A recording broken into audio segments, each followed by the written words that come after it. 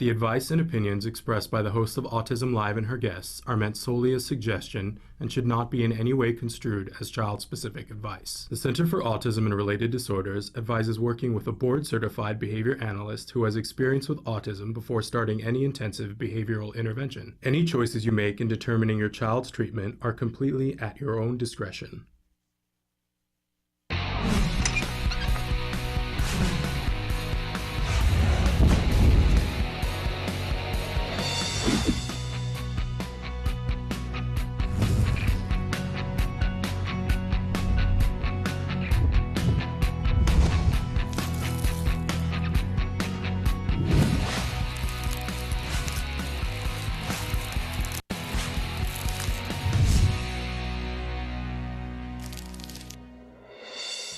Good morning and welcome to Autism Live. I'm Shannon Penrod and we are webcasting to you live from the Center for Autism and Related Disorders headquarters in Tarzana, California.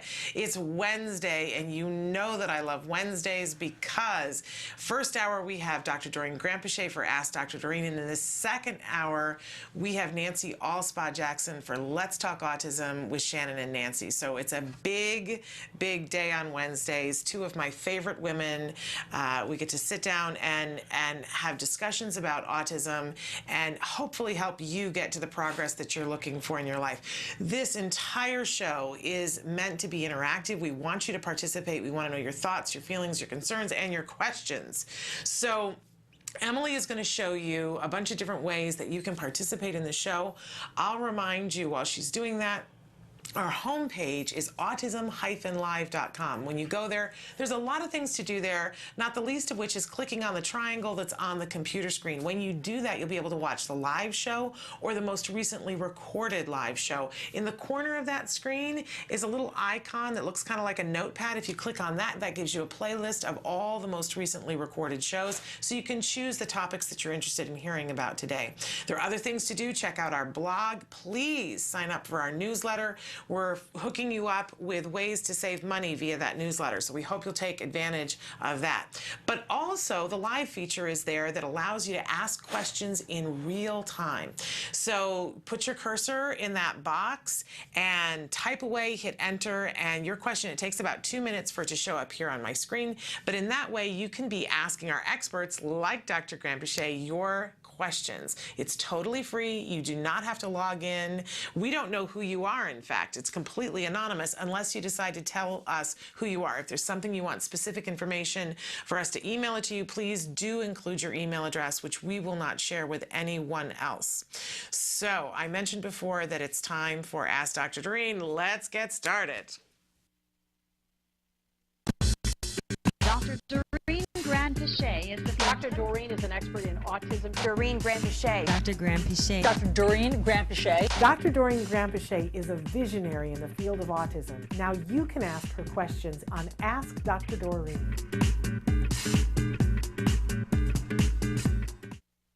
Welcome to Ask Dr. Doreen. Dr. Doreen Granpeesheh is here with us. First of all, welcome to the show. Thank you very much. So thrilling to have you here. For those of you who are new to the show, Dr. Granpeesheh is a true expert in the field of autism, been working in this field for multiple decades. We don't really like to say because she looks much younger than she must be, right?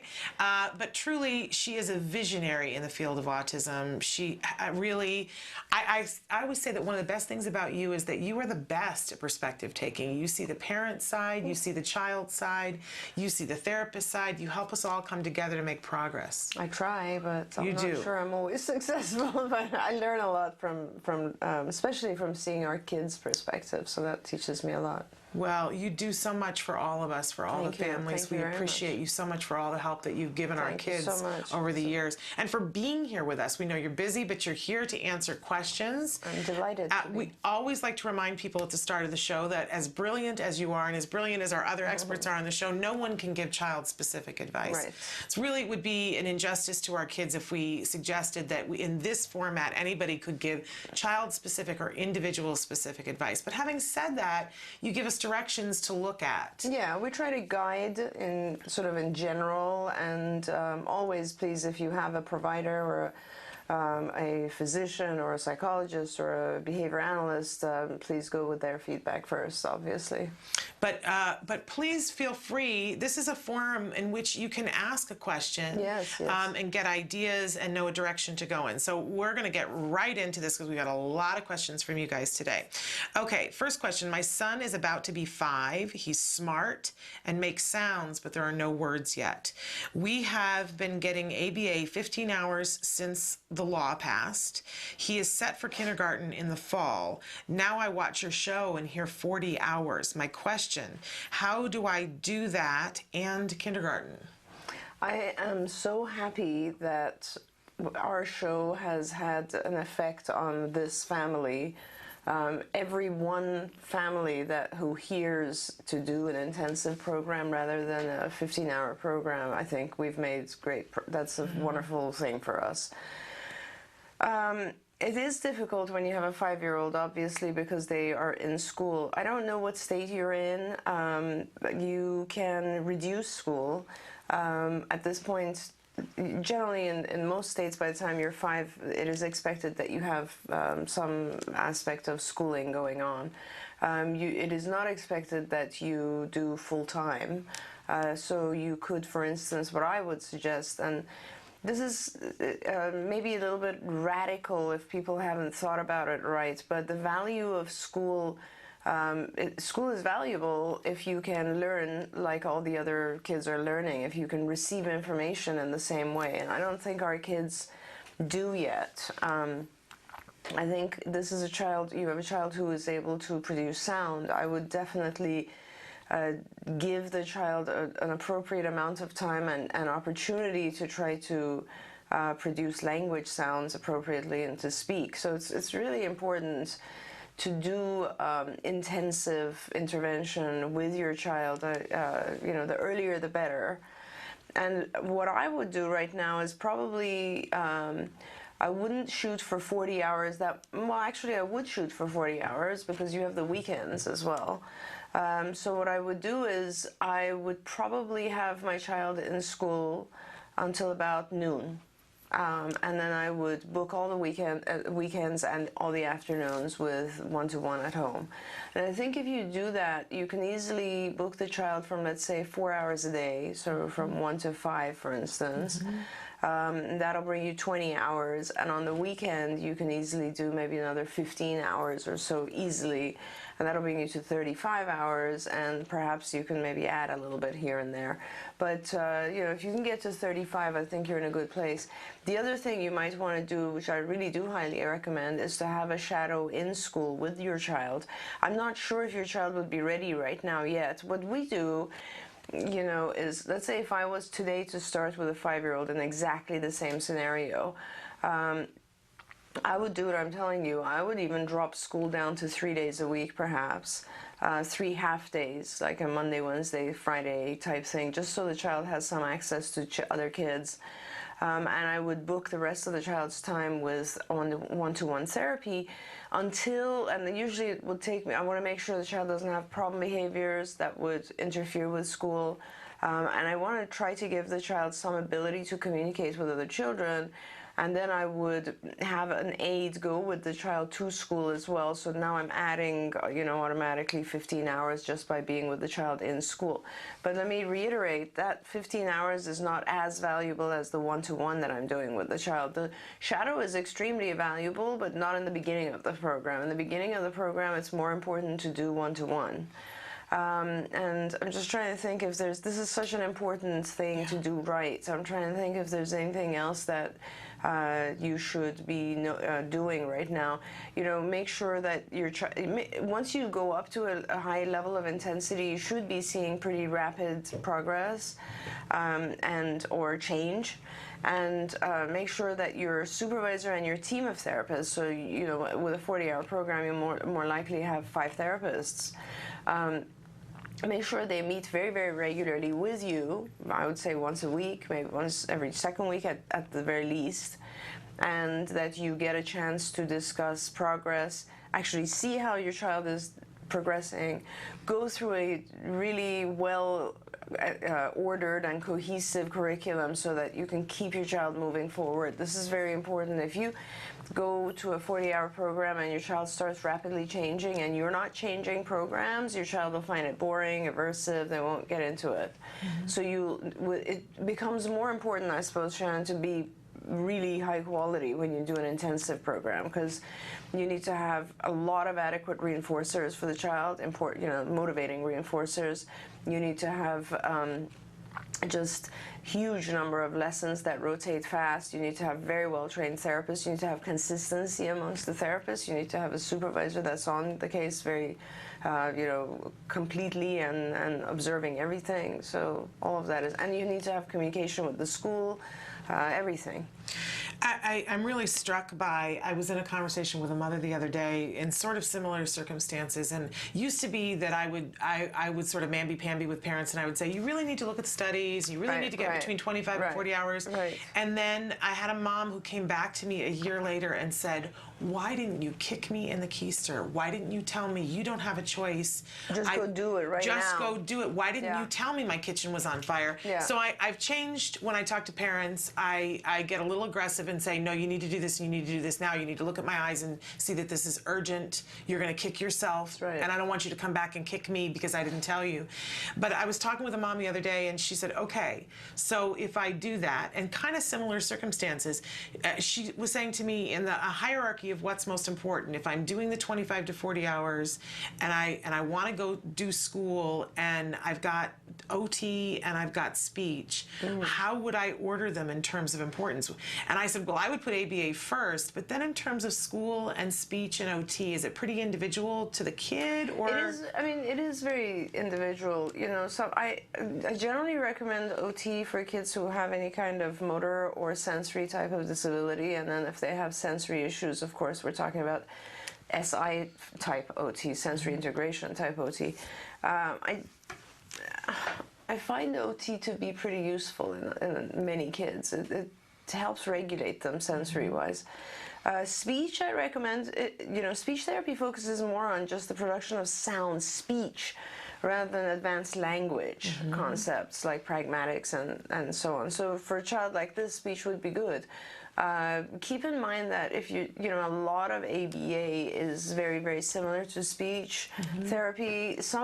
If you have a good speech therapist, they can teach your ABA crew a lot of stuff. I've learned a lot from very good speech therapists, for instance, who've been trained in the prompt technique or other techniques that help initiate sound. We have speech therapists on staff. They guide us and advise us when we have a child who's having a hard time enunciating or producing sound. So that it does vary, but you're right. I agree with you, and I love the saying.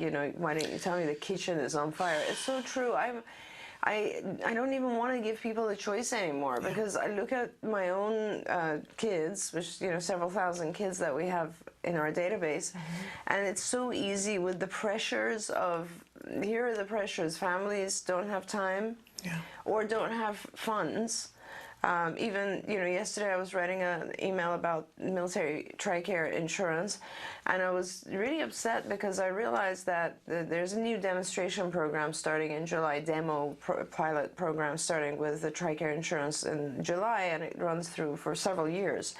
And with they still consider ABA to be sort of up for grabs or experimental or whatever it is. So they're looking at it in an evaluative process. They're trying to evaluate whether or not ABA works. Meanwhile, they have, and the good news is it appears that the caps will be gone from TRICARE funding, but because they have a co-payment system which is 10% of whatever their overall is. So with the caps being gone, the co-pays go up. Right. So, and as it is, a lot of families reduce their hours just because they can't afford the co-pays. As you know, Act Today, one of our big initiatives is to help them with military co-pays, with families who need co-pay payments. But this is a very big deal, and I'm really concerned because when there's pressure on the family and the family cuts hours because of not having funding for just things like copay or any kind of insurance-related or whatever funding issues, then of course they're going to reduce hours, and then when you look at the overall result over a course of 3 years, the results are going to be bad. Yeah, and then we're going to say ABA doesn't work. Right. It's really, I always say this, it's like taking a quarter of a medication. So it's like a medication at 25 milligrams and you decide you want to take 3 milligrams. It's not going to work. Yeah. It's just that simple. So, you know, I really do urge people to take it seriously. I look at my own cases here, as I was saying, and due to the financial pressures, due to the families not really understanding the importance of the intensity. I mean, it won't work without intensity. Due to that, due to the just scheduling factors, due to families, you know, I have families who, we have like 30 hours of funding, and the family only gives us 20 hours of availability. You know, so it's like, well, how am I supposed to book that? So those factors are trickling down, and our cases are getting less and less hours, which really concerns me. Yeah, it's like watching a car accident. Yeah, we have to be a little bit stricter on this issue. Absolutely. We're going to take a short break, and then we're going to come back with more questions for Dr. Granpeesheh from you. So feel free to write in. We'll be right back.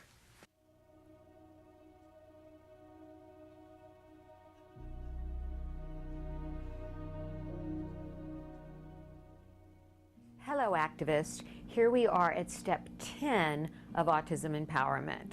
I like to call this the 3 L's. Live in the now, love thyself, and laugh. First, live in the now. We have to stop on occasion to remind ourselves to be present. Because as autism parents, we're constantly planning ahead for our children's future. We miss the joys of the present moment. Don't miss out on your child's childhood. Catch the joy as it flies by. Love thyself. Never beat yourself up. And forgive yourself for the things you wish you'd done or the things you think you've done wrong. No one can make you feel inferior without your consent. Eleanor Roosevelt said that. Be a good role model of self-esteem for your child. It affects them. And finally, don't forget to laugh. Despite all the trials and tribulations in this world of autism, it is still a beautiful world and often a very funny one. I try to surround myself with friends and family who make me smile and laugh every day. Heard any good jokes lately? Pass them on. Until next time, keep the faith. Welcome back to Ask Dr. Doreen. We're here with Dr. Doreen Granpeesheh, and she's answering your questions here in the studio, and we're learning a lot. I'm going to jump right in. Summer has started, and somebody says, summer is here, and already my boys are fighting. My NT, my neurotypical, hates when my son on the spectrum makes noise, and he has flex issues if his neurotypical brother takes his toy. It is a massive meltdown. I hate always making my neurotypical child give in, but I need to keep the peace. Help. Oh, yeah. God, I hear you. You shouldn't always get your neurotypical child to give in, first of all. I think you need to be a little bit, I mean, first I was going to say, can you get some help? Because I know these situations all too well, and I assume while all this is going on, you're running errands and doing chores and doing 50 other things as well, and it's very, very difficult to intervene just alone. But having said that, do a couple of things just so you're fair. First of all, keep track of who you make give in. Mm-hmm. You know, whose side do you take each day? And then help both of them in terms of being able to compromise. This is actually look at it as a good opportunity for both of them to learn.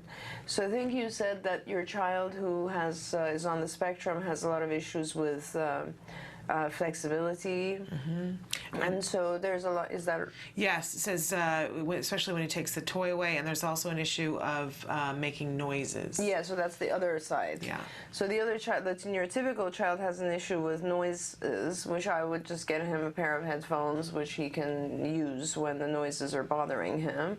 And then the child who is on the spectrum has issues because his stuff is being taken away. And so that means obviously you need to teach him that the stuff will come back to him, which the best way to do that is to teach your neurotypical child to, like, let's say, take something for a period of time and you set a timer. I don't know the age of the boys, but you know what I find with our siblings, a lot of times our siblings really enjoy becoming, and this is very, very important. I'm always worried about siblings because I worry that they're left out, they feel left out. And one of the things I've noticed is that making the sibling part of the therapeutic team really has multiple functions that are useful. One is the sibling doesn't feel left out anymore. They feel like they're closer to you because they're part of the team that you are part of, and you're all working together now. Two is they become much more empathetic and compassionate towards their sibling versus, feeling bad that they're always left out and the child on the spectrum gets all the attention, so it kind of brings the sibling in. And three is they become the best therapists you could ever imagine. They learn over time. I will say some of my best people here at CARD are siblings, and they are just amazing at understanding the perspective of the family and the child and everything else. So I would really get engaged with, first of all, I hope you have some therapy going on. And typically with ABA, we will happily train the sibling and give them actually their own lessons to do. And also we will teach them techniques. For instance, depending on the age of your child, it would be awesome if the sibling could be the one that actually says, I'm taking this away from you, but only until the bell goes off. And then actually teach the other child how to share. And also, of course, the more that your sibling engages vocally and has the child on ASD spectrum vocalizing, their vocal stereotypy will go down, so the sounds and noises will decrease. Physical activity will make some of those sounds and noises go down as well. I mean, during the physical activity, the child will probably increase vocal, and then afterwards they'll decrease it. So there's some stuff like that I think the best thing would be to pull your neurotypical child in to the therapy situation and teach them a little bit more. It'll help improve everything. It strikes me that we all like to be empowered. We all like to have some control over things, and that by doing that, it empowers that sibling, which is a really cool thing that I hadn't considered before. Right, and I mean, you might already be in a place where the sibling is a little bit defensive because they've already given up a lot of time and attention and always had to be the one that gives in. So they might not be interested right now in being part of the therapy session. So, again, depending on the age of the child, make it a job. Pay the sibling. There you go. Start by paying them. Give them $1 or something for every half hour or whatever they do. Make it something, or explain to the sibling that you need help. They're helping you. And start by just very little things, like you make food, have the sibling give it to the child, or something where you engage the sibling in that way. It's very important stuff. Remarkable. I love that answer. Now, I love this next question because I've been meeting with a bunch of therapists, and so we have a question from a therapist, and I was saying to them that they have this forum in which to ask questions. So they wrote in, I'm a new therapist. I have a mom who says she wants to work on play dates, but every session that we schedule for a play date, she cancels or comes up with an excuse. What can I do to get this mom on board with doing a play date? Is that not a great question? It is a great question. I love it. So it's kind of hard for our therapists. I mean, I was there. I'm in a different world now, but I was there where I was a very young therapist, and I couldn't understand why things weren't perfect in terms of, make time, allow me to come do my thing, you always be there, all that sort of stuff. So I need to help you as a therapist, and this will help you in life, have more theory of mind, have the ability to see things from the mom's perspective first, and then we will behaviorally help shape the mom's behavior. But first, you need to have mom's perspective, and mom's perspective is, I don't know how the child involved is, but most moms with children on the spectrum, I never actually go back to sleeping properly. You know, at some point, it's true. It's like when you have a newborn, typically developing newborn, after a year or so, you're back to sleeping. With kids on the spectrum, this could go on for 5 years, 10 years, whatever. Like, so most moms who have a child on the spectrum are wiped out. They're exhausted. Secondly, they are scared, because there's a billion things going on and they don't know if their child will actually ever make it, come out of it. How are they gonna, how's the child gonna survive after I'm gone? Things that are beyond the scope of our understanding, fears that are very real and exist.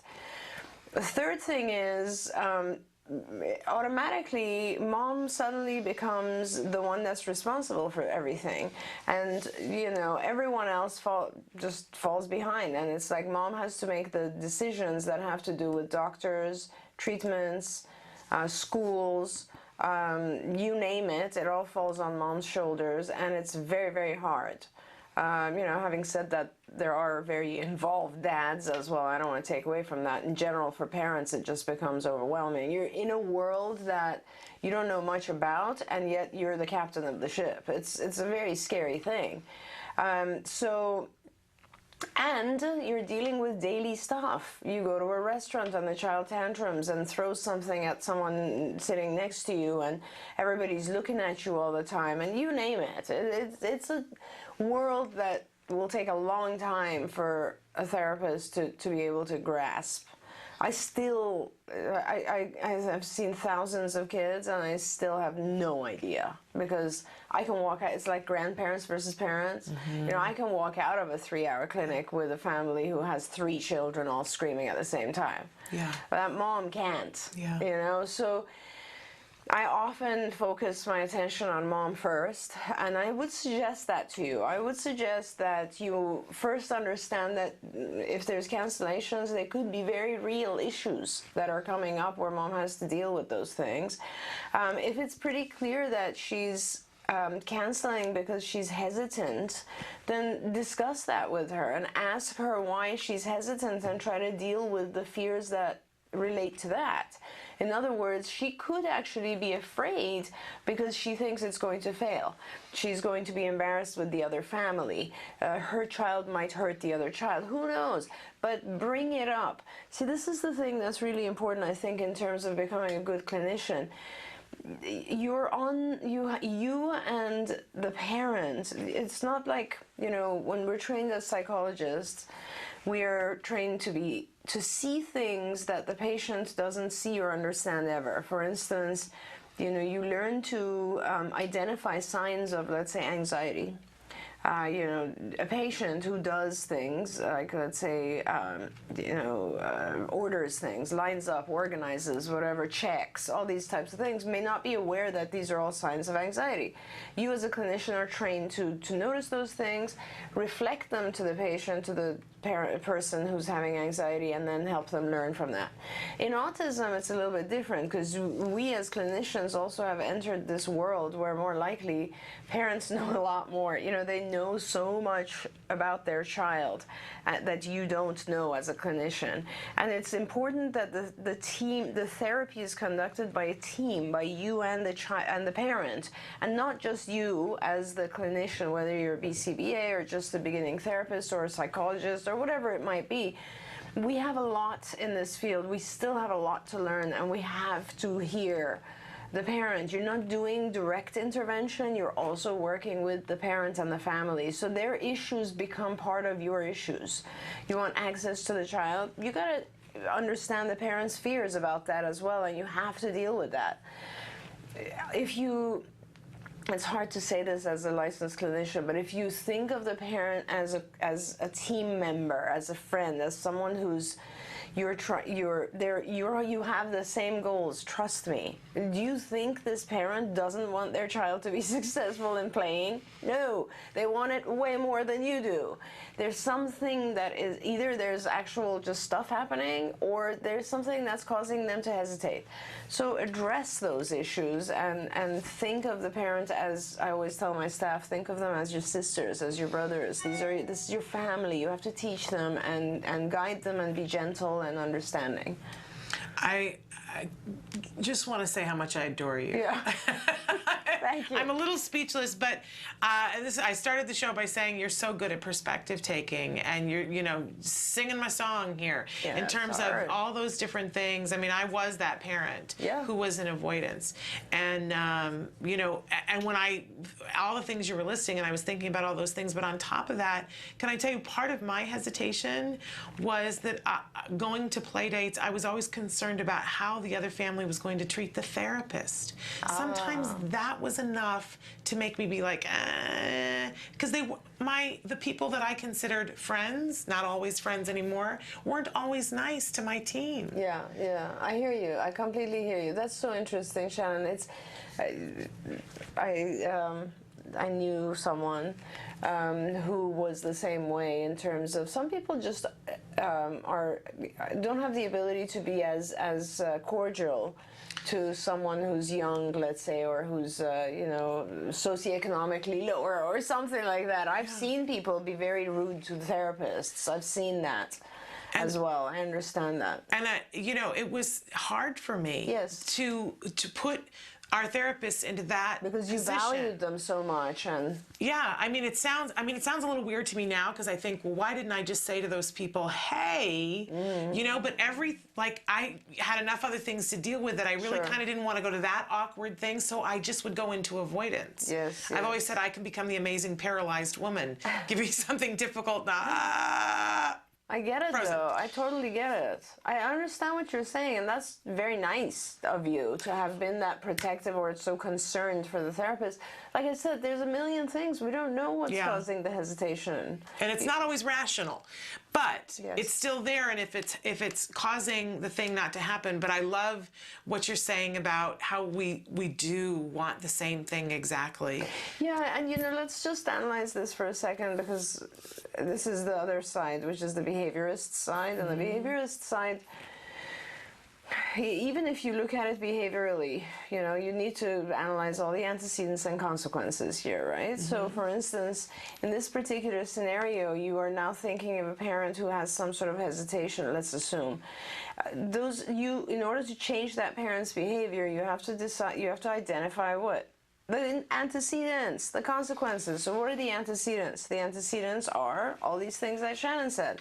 Apprehension about failure, apprehension about my therapist being embarrassed, apprehension about my kids growing up, whatever it is. And also, what the consequence that is currently in place, obviously, is that I'm able to avoid the worst thing happening by just canceling sessions. So you need to alter those antecedents and those consequences and make sure that the parent feels very, very secure in their decision, and then, of course, very rewarded by making sure the session is successful. It's great advice. Yes, it's hard for... We're so thrilled that you're here to help us with these things. Really, because it helps all of us to take a step back and take a look at it, and then we can get back to the progress, which is really what we're all trying to do. Absolutely. Remarkable. Absolutely. All right, we're going to take a short break, and then we're going to be back with more of your questions for Dr. Doreen Granpeesheh during Ask Dr. Doreen. Stick with us. Hi, I'm Lisa Akron with TACA, and we're here with TACA Facts, the most common questions and answers needed for the autism journey. Real life questions, real life answers. Often I'll be talking to a parent that has a child that may be a little bit older, over 10, maybe 15, 16, 20 years old. And they look at me when I ask questions about what their issues are and what's going on. Oh, I've been there, done that. I've done all that already. I just want to let you know I've been 14 years in this autism journey, and there's no way that I've done everything yet for my kid. My list is still long, and until there's nothing left on that list or the autism issues are very small, I'll keep working. So let me reassure you, I have yet to meet the family who's done everything. I'm sure you've done a tremendous amount of work, and I do not want to diminish that. But one thing you need to know is there's always reformulations. And as I said in a previous talk of fact, since 2005, there's been more research on autism treatments than all previous years combined. That includes therapeutics, that includes medical intervention, that includes dietary intervention. So often it's a good time to relook and reevaluate at something you maybe have tried before, but there may be a new formulation. So you want to get connected with Taka, and we can tell you about some of those exciting things. So there's a Taka fact for you. More questions and answers for your autism journey, and I look forward to seeing you next time. Welcome back to Ask Dr. Doreen. We're here with Dr. Doreen Granpeesheh. She is an expert in the field of autism and really a visionary in the field of autism. She's answering your questions that you guys are writing in. It's such a pleasure to be here with both you and with your questions. I'm just learning so much today. So we've got a couple of questions about RBT, the Registered Behavioral Training. What is the difference between RBT and the parent training in IBT? Great question. RBT has a specific, so be cautious about how I respond to this because I'm very opinionated about how good our parent training on IBT is. So on IBT we have a whole series of modules that we produced for parents, and I think what a parent should see, they're interesting and they're informative and they're on different subjects, and they're many more there in that library than what you would get as an RBT. The RBT training, if you go on the IBT website, there is an RBT training, specific training that qualifies you to become an RBT. The process, and forgive me, I keep reviewing this with IBT and they tell me and then I forget all the details, but I'll tell you in general what the process is. It's 40 hours of training or class time that has to be provided by a BCBA, and the 40 hours are specific things that are listed in their agenda. So for instance, advanced prompting and shaping, that sort of thing. And in my opinion, it's a little bit, the scope is narrow, but it's extremely detailed. Whereas the IBT overall parent section is much broader, and some of them are still detailed, but there's a lot more there. Anyway, so to become an RBT, you do 40 hours, the specific areas that they want you to do. Okay. And then after that, you are assessed, and the assessment is something that's produced by the BCBA who's training you. And it's a very specific assessment that has X number of questions based on those. It's very rigid, the whole process. And then if you are, and the assessment also involves actual work, seeing you work. And then after that, I think is 2 hours a month of mentorship. Which helps you maintain the RBT certificate. And that's all it is. That really is what it is. I mean, there's a test, which is part of the assessment process. So it's like initial, it's a test assessment type thing. So would it be fair to say that if you're just looking for information because you want to work with your own child? Yes, it would be better to go to IBT. And do the parent training? Yeah, I think so. Pick and choose what I would fits. start with that. If you're able to do both, I'd definitely start with looking at the array of choices you have on the IBT site. Okay. Because, as a parent, I might want to know something like, how do I use visual modifications to teach my child? That's not part of RBT training. Okay. Okay. Or you might want to know something like, I don't know, what do I do with summer programs or summer school, whatever. None of that is part of the RBT program. Is very, very focused on the basic components of ABA treatment.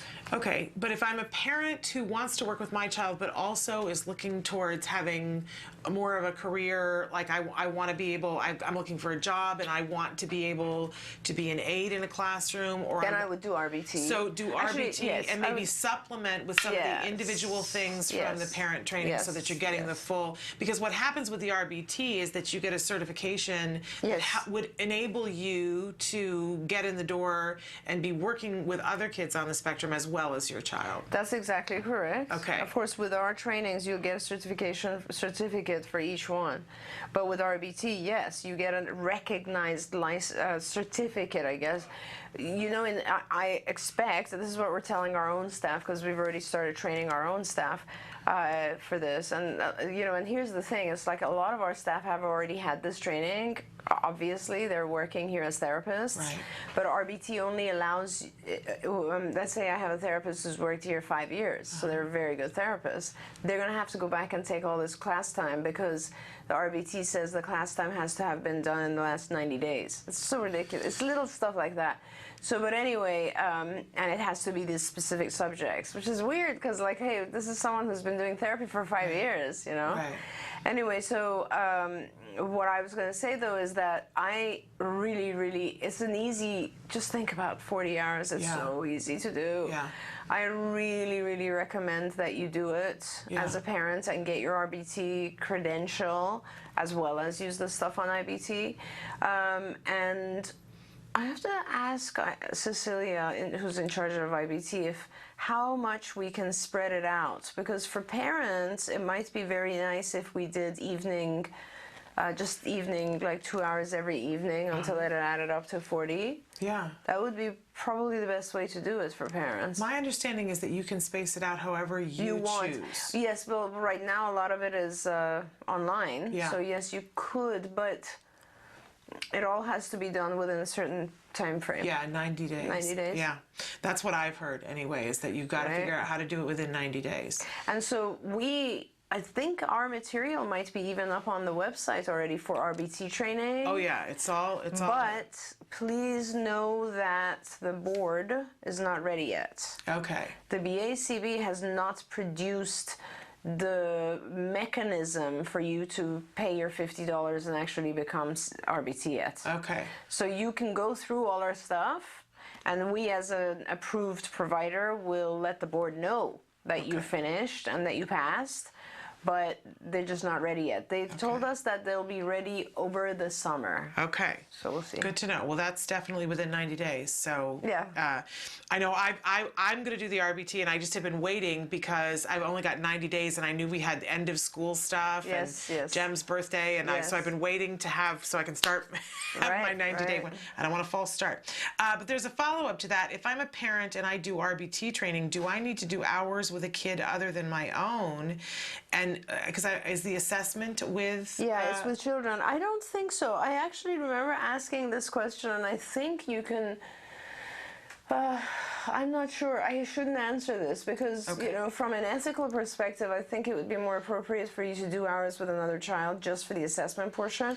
But I don't know. I don't know what the board has decided. The BACB often has decisions that are different than how I would decide because I'm a licensed psychologist. But, Cecilia Knight will be able to answer this question really easily. She's in charge, she's the director of IBT. I'm pretty sure they have a frequently asked questions section on IBT. Okay. I'm not sure. If anything, please just call IBT. Yeah, absolutely. And they'll ask you, and they'll answer these questions for you. Because their other question was, how do I do those hours? And that's a great question for Cecilia Knight at IBT as well. I'm sure that they can help you to figure that out. For us, because we have kids everywhere, we can provide that for you. I don't know who else is authorized yet to provide the RBT thing. All right. Well, definitely check out ibehavioraltraining.com. I'm thinking of putting together a study group. We can all do RBT together. Yeah. I just love it. I don't know how to motivate our parents. We had a lot of interest in it, but I don't know if parents will actually follow through. And I really, what I'm trying to do is I'm trying to work with, there has to be some, with funding agency, there has to be some sort of incentive for parents. I have to talk to Dr. Youngbauer and see if he would be willing to do something. I feel like if parents receive some, just sort of like a break from the regional center, some sort of funding incentive, something that benefits them. Kind of like when for a psychologist, if you take certain classes every year, it reduces your insurance premium. Something like that would be so awesome. That's very ABA thinking. It is. I mean, I wish the insurance companies would, for instance, say, hey, if you've taken these courses, your co-pays will cut in half. Yeah. Imagine how cool that would be. Well, because honestly, when you think about it, if the parents are trained, we will get to buy in that much quicker, which means so many more hours will happen than the hours that the therapists are there. Exactly. I would think there would be a huge benefit for insurance companies. Right. Exactly.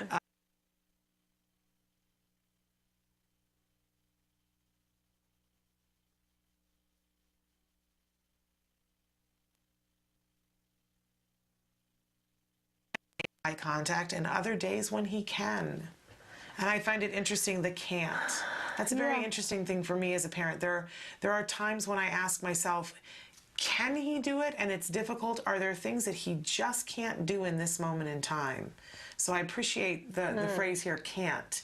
Is it that this child can't make eye contact, or it's just more difficult on that day? It's extremely difficult on that day. Okay. Because he's able to make eye contact on other days. Okay. There are some children whose ability to focus or track is so disturbed and damaged that it is extremely difficult for them to make eye contact. And then there are kids who avoid eye contact simply because they don't want to have additional demands placed on them. There's a lot of reasons. But in this particular case, I guess the best way to think about it, you know, I'm answering this just from experience and not necessarily from anything scientific, and obviously I could be wrong because I haven't experienced this myself. But the way that I see it is that our kids have a lower tolerance threshold for sensory input. So, for instance, just like, you know, years ago they used to say kids with autism have a very high pain threshold, so like they can experience pain and they don't feel it as much as we do. I'm not sure if that was ever true, but I think I would be and I think a lot of parents would agree with me, or a lot of people would agree with me, that they have a lower sensory threshold. That means I could be sitting here with you right now and there's a huge light right in front of my face, right, in order for this to work. It doesn't really bother me all that much. I notice it, but it's peripheral and it doesn't bother me.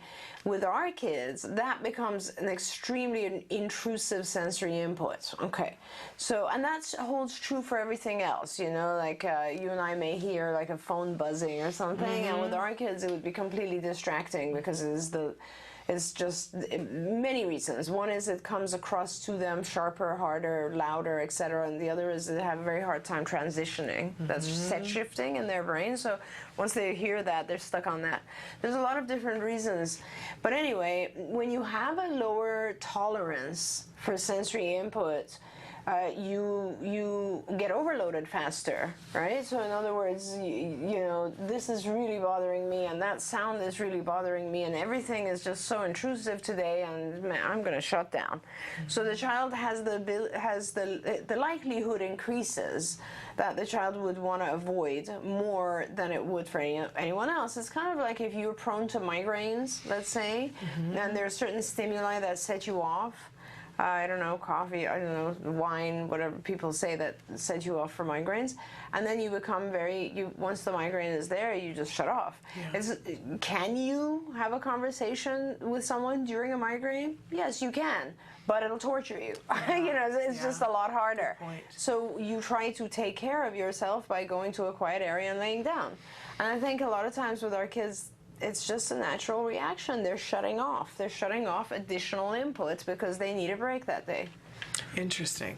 You know, while you were talking about the inability to, not focus on something like the phone ringing, I was thinking about, because, you know, we do jargon of the day on Tuesdays and Thursdays, and I was realizing that one of the jargon terms we haven't used is inhibition. Right. And this was one of the ones that was confusing to me from the beginning, because it's one of those words that we use in our regular lives in a completely different way. So the first time I saw in skills that there was a section on inhibition, I thought it was about kids taking off their clothes and being uninhibited, right? Oh, I see. I see. Totally misunderstood, but there's a whole section in skills that teaches our kids how to have a filter to not pay attention to the light, to not pay attention to the phone ringing, to not focus on the clock in the classroom. Inhibiting, the original literature comes from inhibiting your response to a potent stimulus. There we go. So something that really you want to respond to, you inhibit yourself from it. So just so that you know, there are lessons and skills about that to help strengthen that muscle, if you will, in your child, but they're under inhibition. Yes. And you might not have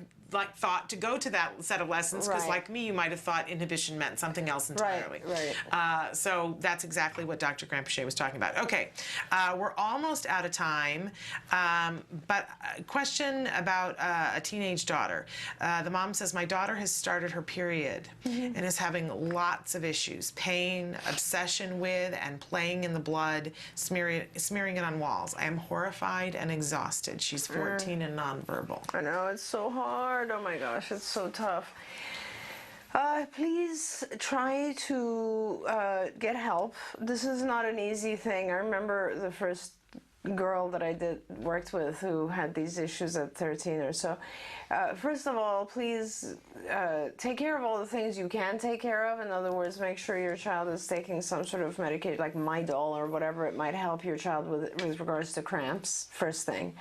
And try to teach your child hygiene issues like how to use feminine products and so on and so forth. And then I think if you're exhausted, you really will need some support or help. This is a short-term intervention. You should be easily funded depending on where you are. But it is something that can be taught to your child. It's a hygiene issue, so it's actually kind of important that it will be funded by, like if you're in California, a regional center will fund that. If you're anywhere where there's insurance, this is an issue that will be funded. And essentially, it's a training procedure. It's a shaping of teaching the child, first of all, that this is, for lack of a better I guess adjective, we teach our kids not to touch the blood because it is not hygienic or clean for the child, and then you replace it with other things that have the same sensory capacity, like finger paint or other types of sensory input that might give the same thing.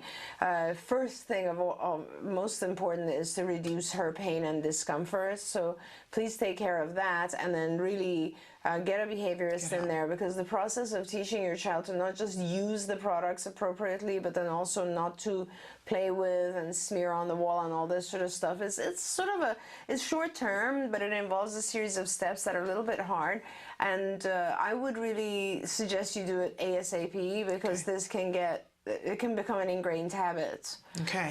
So get help. God, I wish you were part of our CARD family, because we have a group of people who help with these things. You can call the 800 number and see if that's a possibility for you. We're unfortunately way out of time. Okay. Dr. Granpeesheh, thank you so much for Always being a here pleasure. with us. Always a pleasure. And we're going to take a break, go to the A word, and then we'll be back with Let's Talk Autism with Shannon and Nancy. So stick with us. Here is the A word.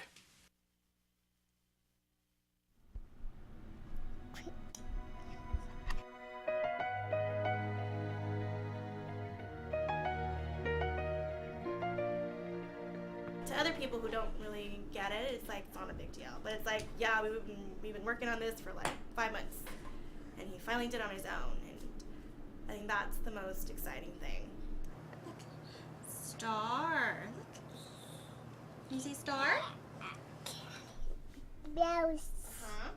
Dog. Pivot. Jack Riley, Talk Riley. come here. Baba, talk Riley. Hi. Good boy. Okay, sit down. Thanks. All right. Baba, like a good What do you want to play when we're done? Do you want the tractor or you want a puzzle? puzzle. You want the puzzle? Okay. Okay, ready? What is it? Say needs knees. Good boy. What is it? It's knees. Good job. Transitioning, he always has to say bye-bye, and it just makes him so sad.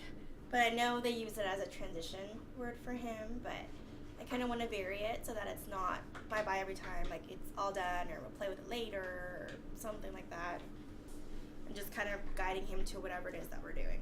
Or giving him words like, kind of have like 1 more minute playing with the blocks or playing with the tractor. Just so he knows that he can ask for more time if he wants to. I just kind of want to nip it in the bud if I can. Okay, Jack, 1 more minute. Say okay. Okay. It just seems like there's a lot of emotional involvement, and it's kind of hard not to It be involved is. because It you know is. you're affecting Yeah. people's lives. Yeah, every day. Yeah, it is. It is hard, but it's also like rewarding too. Come here. Where will this? No, come here. Papa, look at this. Yay! Hi, mister. Hi, mister. Give me jumping. Good job. What is it? Toby. Jumping. You're so smart. Give me jumping. Nice job. What is it? Toby. Jumping. One more sticker. Are you ready?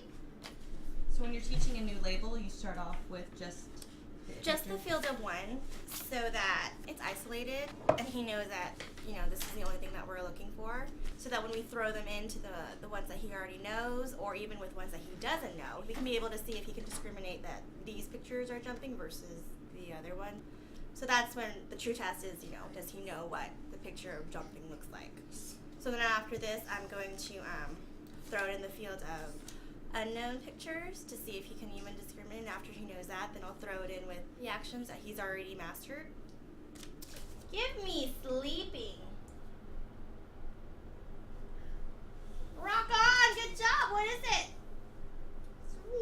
Sweet, nice. All right, Jack, let's go outside, okay? Outside. All right, let's go. Thanks, buddy. Oh, you're just always so cute. In part 21, we learned that Jack Riley requests regularly now. Because of this, they are now introducing a new skill that will build from what he has already learned, waiting. First, it will only be for 2 seconds, and once he gets the idea, they will increase the time slowly. You want an E or a Y? Wait. Wait. Wait. No. Wait. Wait. No. Wait. Wait. Wait. Wait. Pistol. There you Good go. boy. There's your Y. There you go, buddy. Wait. E. Wait. E. No. Wait. Hands down. Yay, you did it. Wait. Wait. Good waiting. Good eye contact too, lovey. That's really good, Cheryl. This was so good at that. Good waiting. Don't you love that? I love when we celebrate those moments with our kids when they start to get it, and that grin on his face. Could you just smush that face? Oh, it's so cute.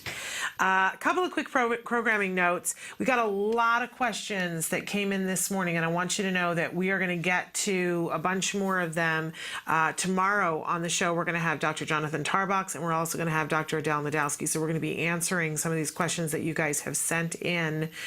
We were having a little bit of a problem the last day and a half of getting live questions in the studio. So we fixed that now, we think, and we'll be able to address some of those more recent questions that came in tomorrow. But also want to let you know that we will not be having a show next week because it's the 4th of July and because Dr. Doreen Granpeesheh is off to get married. And we wish her and her future husband all of the best and all of the great happiness. So Ask Dr. Doreen will be back the week after next. She will be back then. So, and a newlywed. So very exciting. But again, don't forget that tomorrow, Dr. Adele Nadowski will be with us, as will Dr. Jonathan Tarbox, and they'll be answering some of the questions that you guys have written in. In just a few minutes, we have coming up, Let's Talk Autism with Shannon and Nancy. Our very special guest that we have back with us today is lifestyle editor Susan Campbell Cross. She's got 5 tips for us that can help us to get through summer and enjoy it. I want to get through summer and be sane. And on top of that, we're going to be sharing some in the news and some really incredible recipes with you. So all of that and much more, Let's Talk Autism with Shannon and Nancy, coming up in just a few minutes after these messages. Stick with us.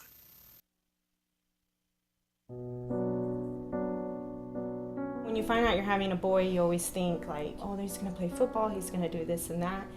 And then when he's diagnosed, all those things get washed away. It's like that piece that's always in the back of your mind, you know, where is he, what is he doing, is he safe? We really didn't know what we were dealing with. I wish that they could have directed me a little bit more and provided me some information. I was a young mom. I didn't know what it was like to raise a boy, despite a boy with autism. Hundreds of thousands of families are not getting the help they need for their children with autism all around the country. ACT Today is determined to bridge the gap. These families really have to go through a lot to get a grant. The application process isn't easy. The records, the diagnosis proof, they're really battling for their kids. So when we can give them a grant, it is so wonderful to see that they succeed in getting that help for their children. Our founder, Dr. Doreen Granpeesheh, is an amazing woman, and she is one of the world's foremost authority on behavior of children with autism. She's extremely knowledgeable, and she oversees every single grant we give. She is part of that process.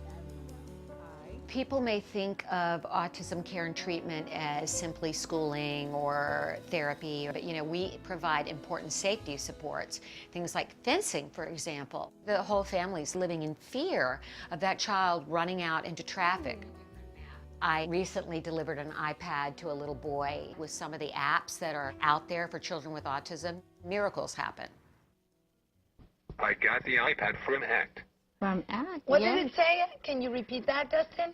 I got the iPad from ACT. We have helped so many military families, and when I think of these brave families that are fighting two battles, one to protect our country and one for the right treatment and care for their children, it breaks my heart, and I think we have to do more as a nation to help them. There's not a day that doesn't go by that we don't think about it. Some people say, oh, he's normal. You don't see the battles that I see every single day. My husband does have to deploy, and when they get on that bus, that might be the last time that my kids ever see them. So I called, and they informed me that he had received the grant, which was like a blessing from above. I was just like speechless. I just started to cry because, without it, we would have been lost. The ACT grant was a total miracle. Without that, they wouldn't be able to receive the service dog. So we're so appreciative what they've done for us as a family. Recently, ACT Today funded a program for military children with autism in San Diego, the Inclusion Films program, which is run by Joey Travolta, and teaches kids on the autism spectrum literal filmmaking skills. They learn how to make a movie. Are we ready? There you go, got it. Okay. Everything that goes into the process of making a film goes into everyday life. So they're learning life skills, they're learning to collaborate. It was really nice to know how much they were enjoying this camp, and they're with people who are supporting them and are making them feel great about themselves and their differences and their similarities. And I get two kids that are working together and apart and together and apart, so it's an interrelationship as well as a camp and a learning experience. It's so fulfilling when I get letters. One stands out for me, a boy who was 14 with Asperger's, and we gave him a grant to go to a drama camp. He wrote to us and said, "Dear ACT Today, thank you for letting me belong for the first time in my life." These kids are remarkable. We underestimate them. They're so knowledgeable, they're so capable, and we can change the life of a family, which means changing the life of a community.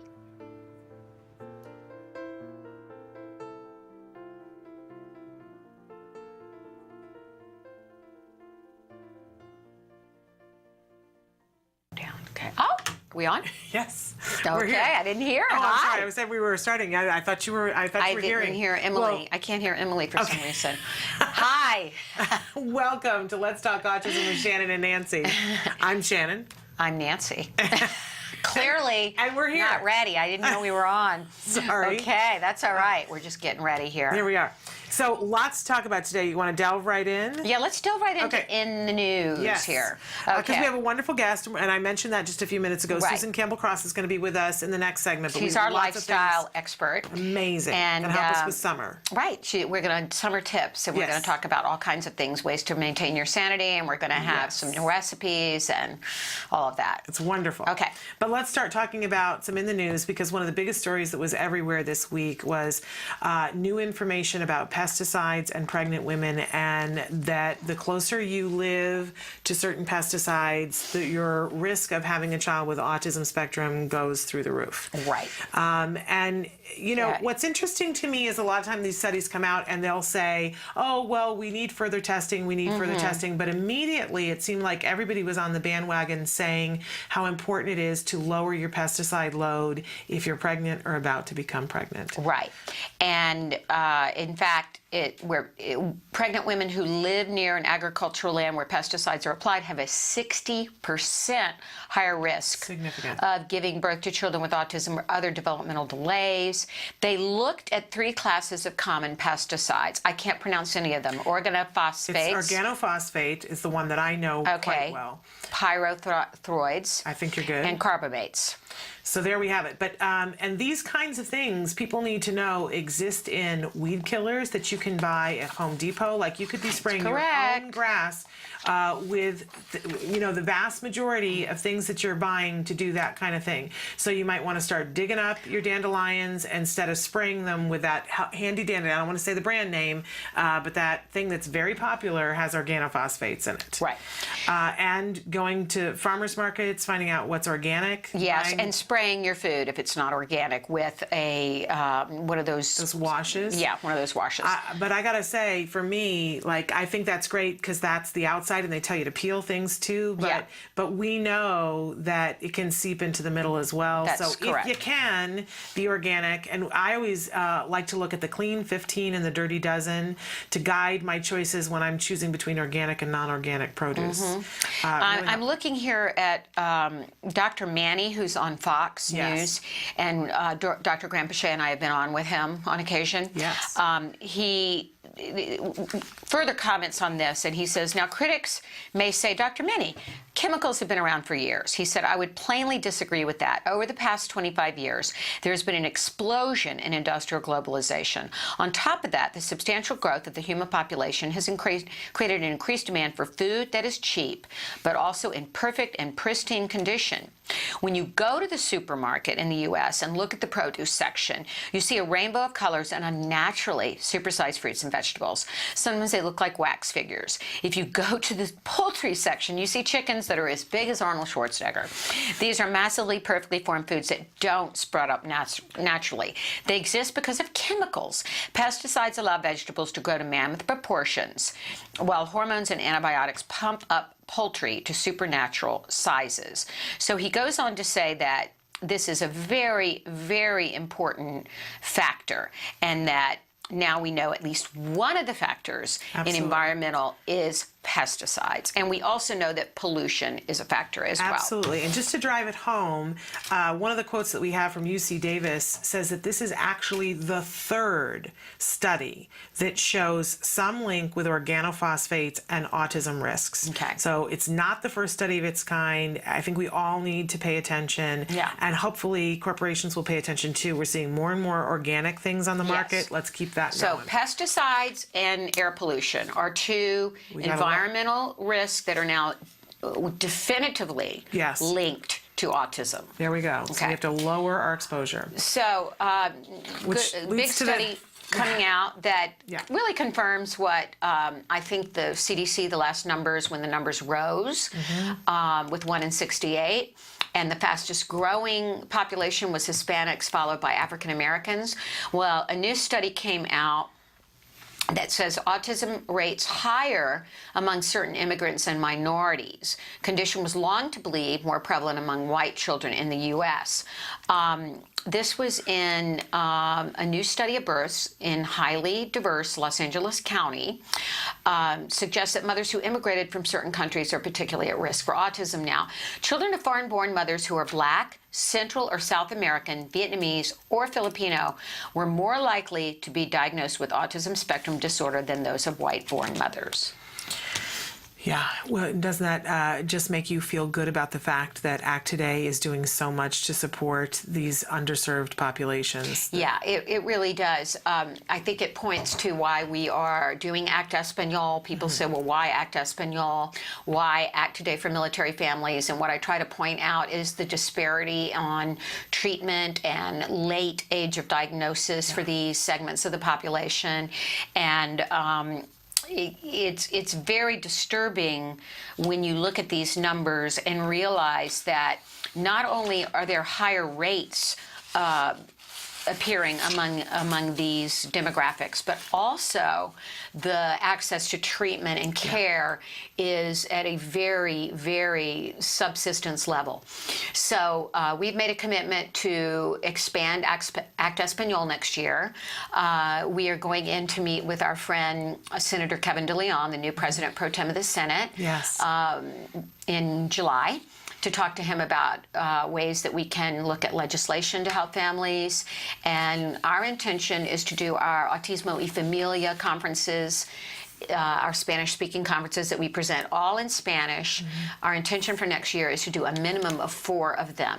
So stay tuned for more on that. And Autism Live would like to participate, and potentially we'd like to talk to you guys about maybe webcasting one of those conferences. Okay, great. So we'd love to do that. Make it global. And we always talk to you about what's happening in California because that's where we are. And also, California leads the nation and sometimes the world. As you always say, as California goes, so goes the world. Nation, and so goes the world. And we have had some issues in California, some budget issues, some funding that was there and funding that went away. We've been talking for quite a while about the Medicare and the Medi-Cal that allowed for early start and allowed for young children to get benefits. Right. And that was taken away about a year ago. We had families who were actually starting in programs that got their programs defunded. We are still trying to get the ABA for Medi-Cal funded, but we're happy to report that for the first time this week, we are hearing that the regional center will be starting their early start programs that will be funded again starting in January. So this is very exciting. We understand that Governor Brown signed the budget. Kudos that it was to him. included in the budget. We're still looking to solve that Medi-Cal portion for those kids who need ABA, but at least this is something. And we want to thank our wonderful governor for seeing the light on this portion. And I also want to give a big shout out to Darrell Steinberg, who is terming out, and Senator DeLeon is coming in to take his place. But Darrell Steinberg, who has been such a champion of our population, our autism population, and everybody should be aware of that. Absolutely. So this is good news. It's not, we need more, but we're moving in the right direction now. And there was a big story this morning that came out, or last night, was it? I'm trying to find it on my iPad. I've got it right here. Okay, about, you've got it. CARA, which is coming up for a vote. It's marched ahead in Congress. It's got a new name. Okay. We've been calling this the Combating Autism Act. Right. And they have now renamed it. It is the Autism Collaboration, Accountability, Research, Education, and Support Act. Okay. And so it is moving ahead.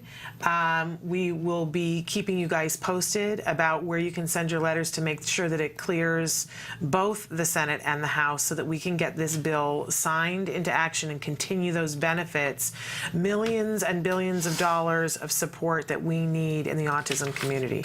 We know statistically that more children are diagnosed with autism than pediatric cancer, AIDS, and diabetes combined, and yet the funding, the comparative funding is really, the disparity is insane, how different autism is funded and those other things. We're not saying those other things are less important, right? But we're saying that there needs to be some equality in these things. And the CARA Act certainly helps to get us on the board towards that. Right. So stay tuned. So far, so good. Stay tuned on that.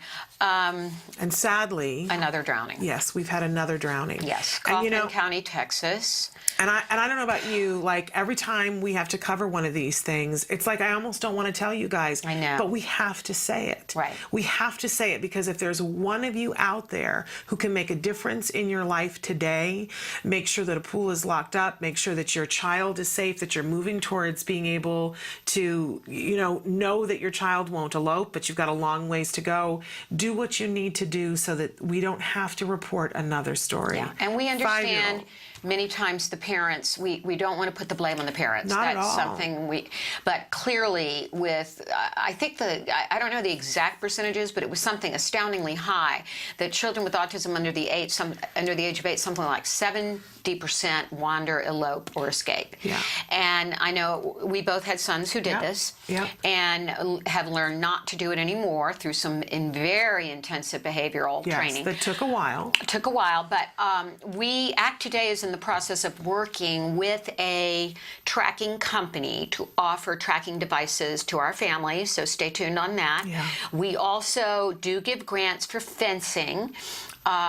We have a huge list of families right now awaiting grants, so I can't promise anything, but if you're in desperate need of a fence, you have a child that has a history of eloping, please go to our website, act-today.org, get on the list for asking for a fence and a tracking device. We need to do both.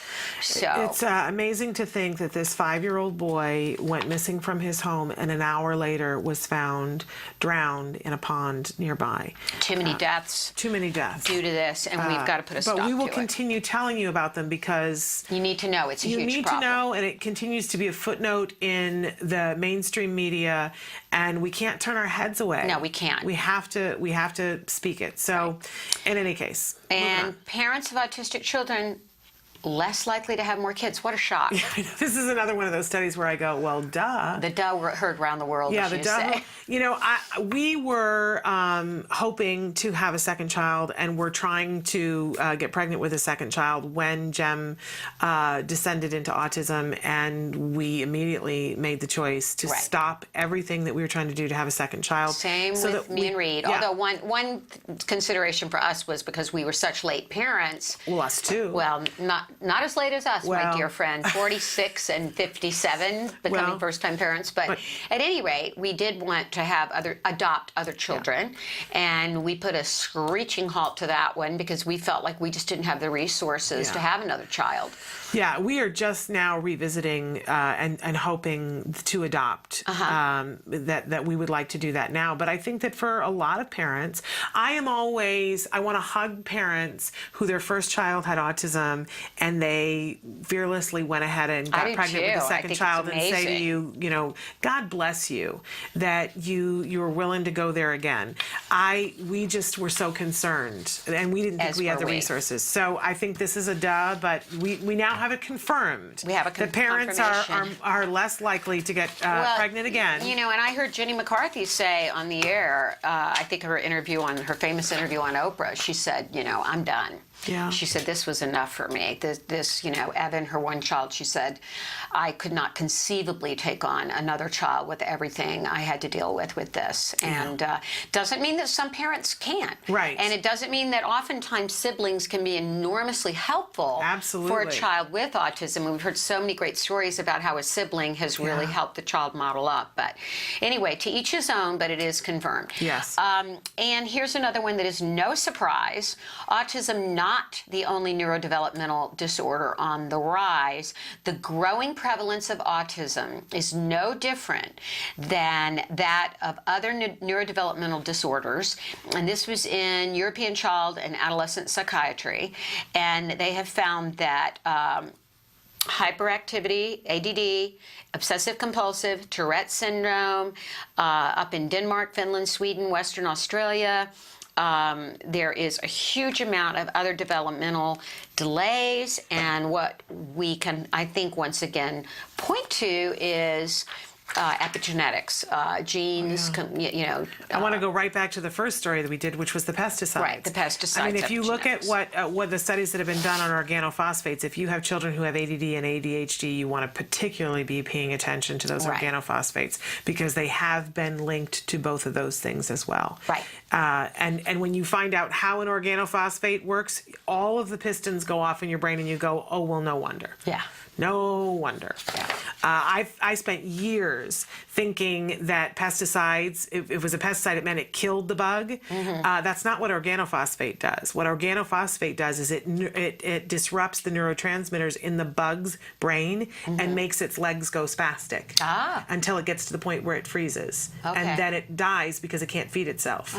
Why do we think that it doesn't have any effect on us? You know, I asked those questions, and if I had the answer, I'd be a multi-gazillionaire. That's right. Whatever. I wish that for you.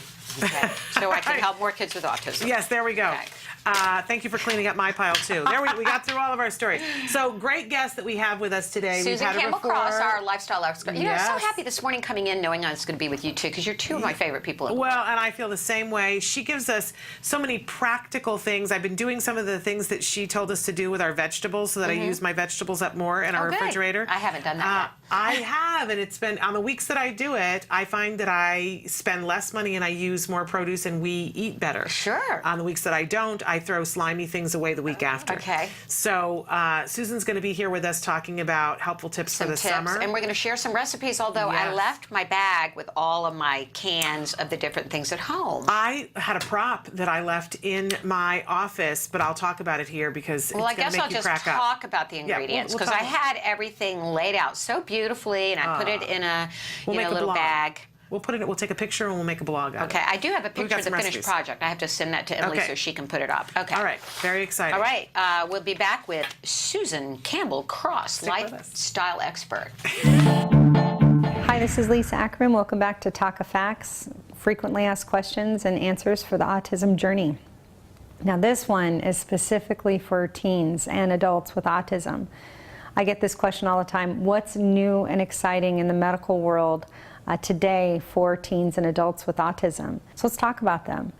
TMS, transmagnetic stimulation therapy, is something that is really exciting. I met with the author, John Robison. Look me in the eye. He's a gentleman with Asperger's, and something I hope all of our kids to strive and grow up and be just like him. He's amazing. He talked about TMS therapy and how he became more social aware. His smile was more natural, and I definitely can better understand things around him in those social settings. Another really great treatment that we're seeing just a ton of research on in the last 3 years is cerebral folate autoimmunity. You know, in the 90s, they started putting folate in all of our different foods and products. Well, some people they have found out, and specifically a high percentage of children with autism, don't process folate like how they should.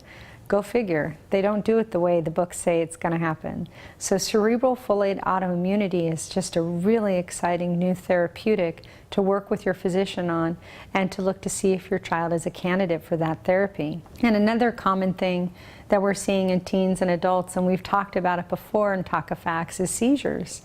Very serious issue that needs to be looked at. Abnormal brain waves or brain patterns or epileptic activity in the brain definitely needs to be addressed in children with autism. Again, I'm not a doctor, but I know doctors that can go through and work and look at the child and perform a 24-hour EEG. What they're finding with some of these anticonvulsant or seizure medications is kids start to make great gains in speech, cognition, sleep, learning, by treating any type of seizure activity. So, and the other issue is pandas, not the cute fuzzy bears that we see in the zoo, but an issue that is happening with a lot of teens and adults on the spectrum, where you see a dramatic change in behaviors with these individuals, and often they have an inappropriate immune response. TACA has a great white paper, so you can go look up in the pandas definition what to test and treat for and talk to your doctor about. But know that if you see an extreme swing in behavior with a child that goes from one place to a very negative place, we're seeing a lot of teens positively responding to treatments for pandas.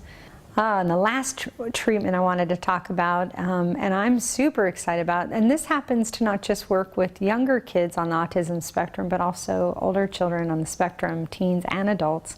It's called mendability. And a great study just came out of UCI in May 2013 about a multisensory approach for individuals with autism. The whole premise behind the therapy is very simple, making it a sensory-rich environment so neural connections can make new pathways or at least connect in that individual. So kids with sensory issues, auditory listening issues, speech issues, they seem to really just respond to mendability. And I was so excited to see that new research. More research is being done on it. And the beautiful part about mendability is it's something parents can do on their own, administer with their child, and be connected to their kid as partners in the autism journey. Don't forget in any therapy or medical intervention to work with your physician and to do proper testing to know what your child needs and what treatments to pursue under a physician's care. So there's so many new things. I could go on for hours about new treatments and excitement, but there's the top ones that just have me so geeked here. But that's another Talk of Fact. Thanks for joining me, and we'll see you next time and on Real Journey, Real Questions and Answers to help your autism journey. Welcome back to Let's Talk Autism with Shannon and Nancy. Getting caught. Our very special You don't have to hold the tea. You don't have to hold the we have iced all these tea. things on the desk. We're having so much fun here today. Yes, we are. But in any case, our very special guest who's here with us in the studio right now is Susan Campbell Cross. She is a lifestyle guru, really. We all want to follow her and do all the things that she does in life because she's amazing and she makes things easier for all of us. So thank you for being here and welcome back. Thank you for having me. I love visiting with you guys. This is my favorite thing to do. We love having you. Thank you. Well, that I like works your out. tangerine. Oh, yes, thank you. You always come in and look so pretty I and can block fresh. traffic out there. You won't lose me in a crowd. But it's summer, and we're talking summer, so I thought I'd wear something bright and summer sunlight. I love it. I love it. You look great. Thanks. So you are going to give us some tips on how to make our summer sensational. And I think number one is the best. Oh, Kiss. Good. Now, I know I've given you guys this tip before, but I will preach this tip till the cows come home. Keep it simple, sweetheart. Or keep it simple, stupid. Either way. The most important thing that you can do, and I think more so for kids, special needs kids, families, you really need to keep it as simple as possible. There's no need to make things more complicated than they need to be. And my best advice is if you're making activities and things to do, try to just stick to one per day. There's absolutely no rule book that says that you are required to fill up every minute of every day running from thing to thing to thing to thing. It's exhausting. It's exhausting for the kids and it's exhausting for you. And if you take a vacation, same rule applies. You don't need to do every sightseeing thing that's available. You don't need to sign up for every activity. Try to just focus on one fun thing per day and then, be open. And if there's time and everyone's in the mood and you want to slip in something additional, fine. But you won't feel like you have to, and then you won't feel guilty if you don't or if it doesn't work out. I agree, because oftentimes you come home more exhausted than relaxed. And that's usually in the case of the Jackson family that we overdid it. Overpacked. No, never. Overpacked. I remember the first year we traveled with Wyatt, we took everything known to man. We took the big playpen. We took every electronic device. We took golf clubs for my husband, who never played golf once. We were back for an East Coast trip. We also visited like 5 different cities. We ended up shipping half of our stuff back in the middle of the vacation because it was just so overwhelming. And as light as you can go, as simple as you can go, and oftentimes, as they say, just like a baby is happier with a set of spoons and pots and pans, Exactly. sometimes vacation's the same way. Just keep it simple. Exactly.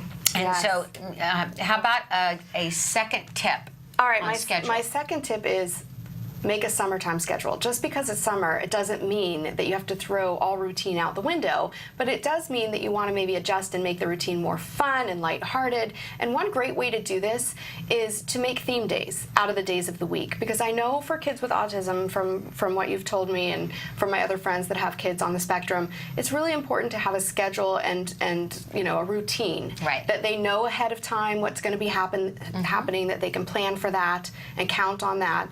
And And I think that I just know my own kids have gone to summer camps, and they always have these theme days, like Pajama Day or Taco Tuesday or whatever the theme is. And you can come up with some fun ideas, brainstorm with your kids even, plan it out ahead of time. Again, you don't need to do 20 different things for the theme. No. But like, let's say you have Movie Monday. You can pick out one of their favorite DVDs, make popcorn, get settled in with your special, loveys and your blankets, and watch that movie, and it makes it a special thing. It makes it a little tradition. It makes it something to look forward to, something they can plan on and count on, and it just keeps it fun. And you can post that anywhere in the house, a little, you can print it out on your calendar, and the kids can, check it off when they've done that day of the week. Wyatt likes to make his own schedule in the morning. That's cool. Yeah, he makes his own schedule. We do it together. He writes it down, and then we know what we're doing. And we do morning schedule, we do day schedule, and we do night schedule. And we also last week we made a template for a summer schedule that you can fill things in, and they come in different colors. Great. And so people can download that on our Facebook. We put it up last week, and they can customize it and come up with summer goals and everything, and do exactly that. Yeah, it can be a lot of fun. Yeah. Watermelon Wednesday, And a schedule for dinners. If mom's gonna have a schedule for dinners, we do. We'll be talking about food later. We do pizza one night a week or one day a week, and then we have some other favorite recipes that we do, certain nights of the week, and then Wyatt really looks forward to that. So so that's all it'll ease good. them back into the routine of school when fall rolls around, and it rolls around quick. I don't know about you guys, but it seems to me that every year summer comes. We're going to be in July. I know and this summer comes faster and faster, and then the school starts faster and faster. It does. It feels very short, probably because we're having fun, which is good. Yeah. But if you don't have any kind of routine going, it can be chaos when school starts. Yes. Really. Keep on that routine. I agree with you. Very important. Yeah. So we're going to take a break, and we're going to come back to have some more tips. We've got like 3 more tips from you, and then we're going to be sharing a few summer recipes that we like. Yes, really fun. So All stick right. with us.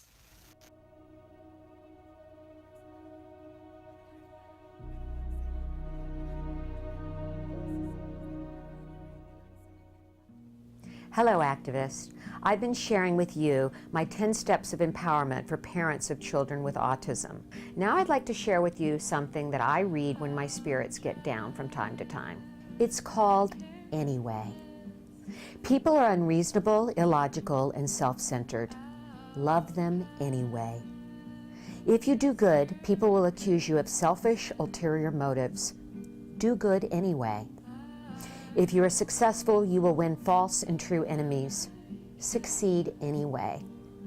The good you do will be forgotten tomorrow. Do good anyway.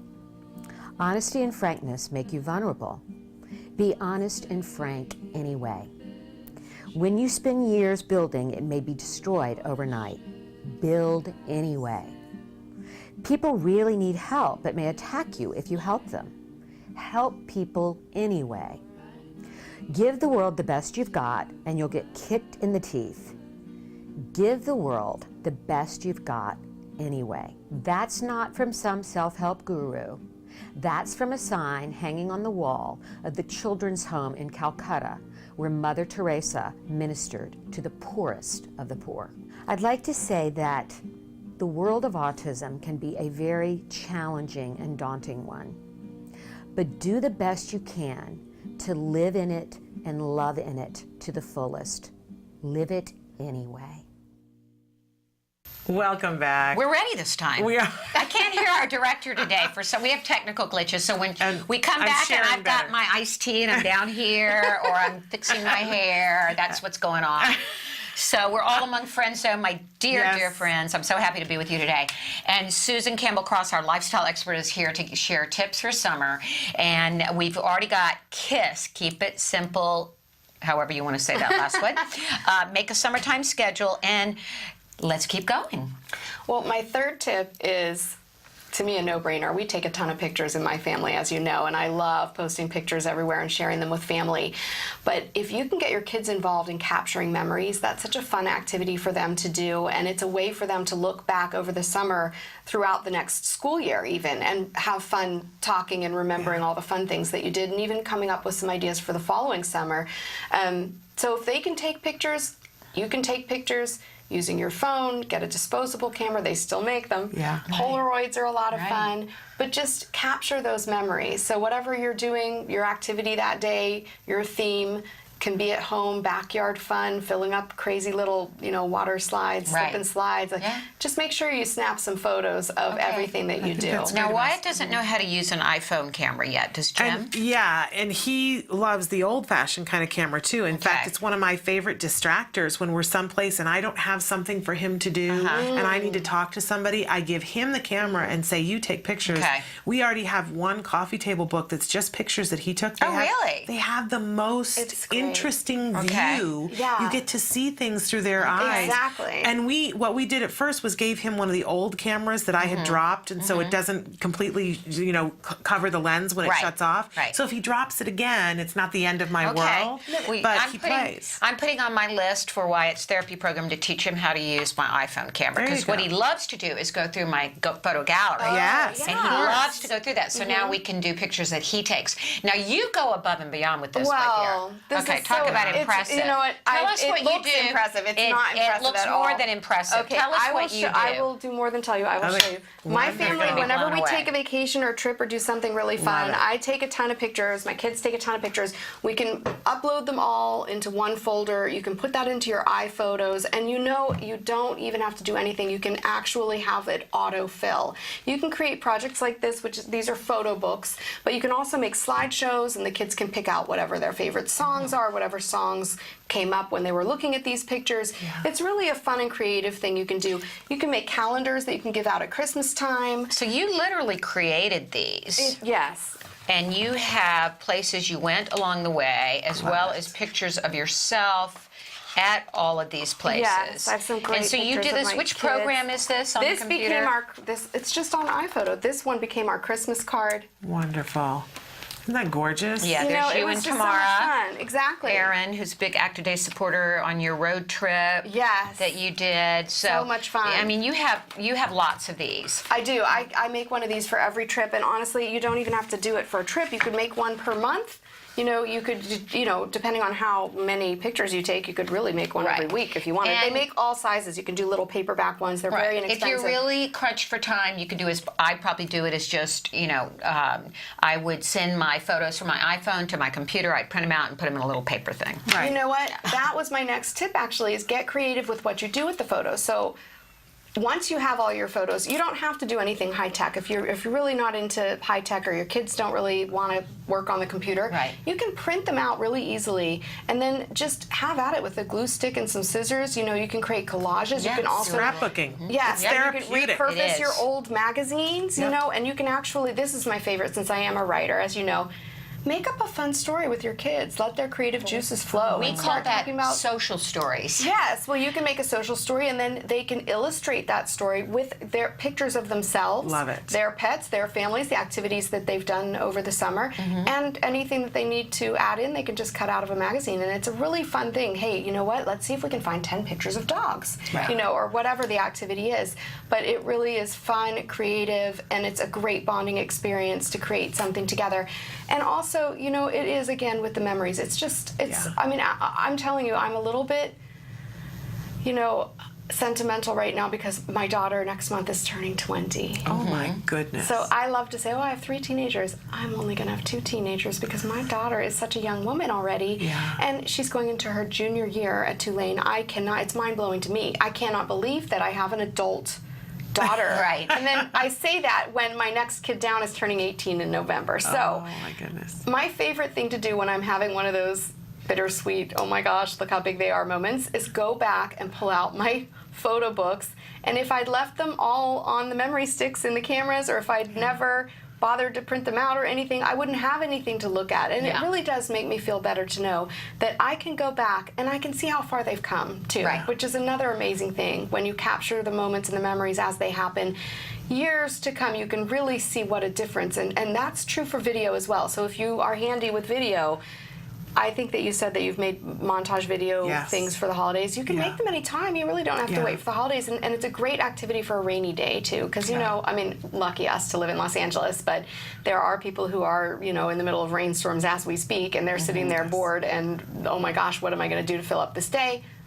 don't worry, just go break out your photos and get your kids around you and talk about memories and make some fun projects. And it's so interesting that you bring this up, because it's so important to do that with our kids on the spectrum. It is. It helps them to remember. A lot of times with their working memory. Are you getting emotional again? Oh, I'm always emotional. It helps them for their working memory to be able to say, this is what we did last summer. Yes, to be it able does. to episodic memory is very, very useful. And can I point out that it helps them for upcoming trips? Yes.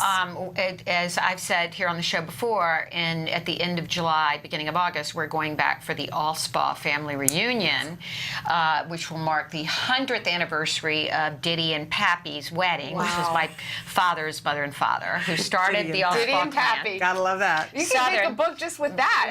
Diddy and Pappy. Winston-Salem, North Carolina. Love it. And I know there are plans. My cousin Doug is taking on the challenge of putting together the video. Yeah. And so he's asked for song suggestions and photographs. So I'm going to be going back and taking my iPhone, photographing a lot of old photos that aren't saved electronically, sending them to him.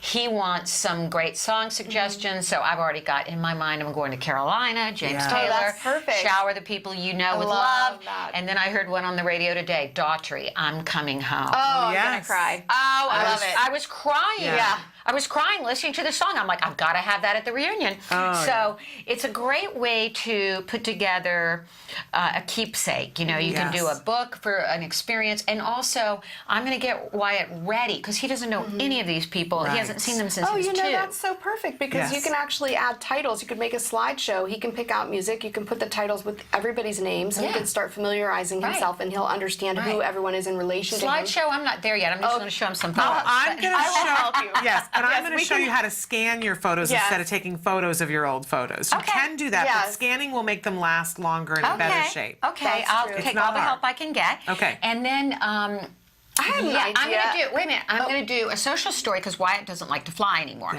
I'm going to do a whole social story on how we're getting on the plane, and we're going to Winston-Salem, where Mommy was born, and we're going to meet a lot of the people, his cousins and aunts and uncles he's never met, and then we'll talk about the whole process. Then we're going back, we got a cabin in the mountains where Mommy went to Girl Scout camp every year, and it's just going to be I'm so looking forward to it. I'm going to probably be crying the whole time I'm there. Oh, it's going to be wonderful, though. That'll be fun.